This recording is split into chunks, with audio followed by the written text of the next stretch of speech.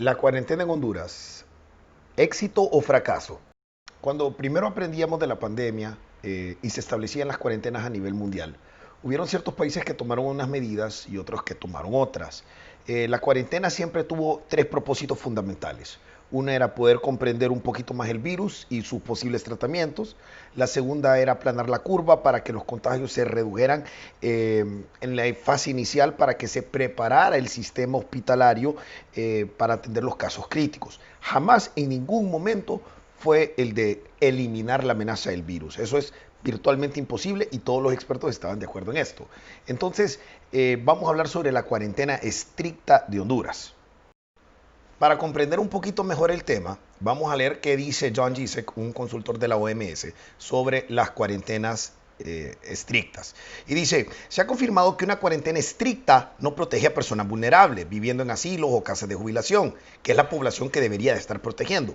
Tampoco ha decrecido la mortalidad del COVID-19. Las medidas para aplanar la curva pueden tener un efecto, pero la cuarentena solo dilata los casos críticos a un futuro cercano, no los puede prevenir.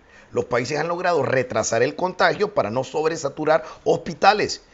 Los tres autores de un estudio que se llama La estrategia contra el coronavirus de Suecia, pronto será la del mundo, establece que a medida que las cuarentenas absolutas se vuelvan intolerables y que los países se den cuenta que el manejo es la única opción realista, se van a empezar a abrir. Distanciamiento social inteligente, mejora en los tratamientos y mejor protección para los grupos vulnerables son la medida para reducir muertes. Al final, una inmunidad aumentada puede ser la única defensa viable contra el virus. Con esto ya tenemos un panorama como los expertos están de acuerdo en decir que una cuarentena absoluta no es la solución a largo plazo de ningún problema. Ahora, vamos a ver cómo está Honduras con respecto a nuestros vecinos en el tema de la cuarentena. Y les voy a decir algo, estamos por mucho con la cuarentena más restringida, no solo de la región, probablemente del mundo. El Salvador no tiene restricciones de movilidad, las personas pueden salir tranquilamente de sus casas, a sus negocios, están por abrir fase 2, está bastante alentador. Costa Rica tiene una restricción de placas una vez por semana, restricción de salir por noches y algunas restricciones para eventos masivos, fiestas, bares, etcétera, pero tiene libre movilidad. Guatemala tiene restricciones en cuanto a salir una placa para un día y una placa impar el otro, pero no tiene restricciones de movilidad en cuanto a las personas. Y a pesar de que todos estos países están alentando el teletrabajo, ninguno de ellos está limitando de una manera tan restringida el movimiento como lo hacen aquí en Honduras. Ahora, al tener estas medidas, dice uno, bueno, tenemos esta cuarentena, pero por lo menos estamos evitando contagios, aplanando la curva. Pero si nos comparamos con nuestros vecinos, tenemos la mayor cantidad de casos, tenemos de hecho el doble de casos por millón de habitantes que El Salvador, que Guatemala y que Costa Rica. Y en cuanto al tema de las muertes, pues somos el país que tiene más muertes por millón de habitantes que nuestros tres vecinos. Todo esto nos pone a pensar entonces qué sentido tiene esta cuarentena absoluta.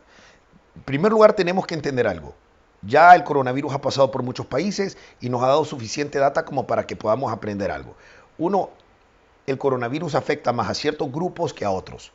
Eso es indiscutible.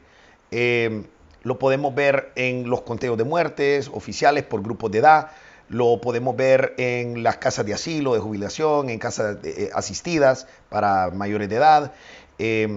Inclusive la tasa de mortalidad que la Organización Mundial de Salud la tenía en 3.4 algunos meses atrás, la ha reducido a 1.65.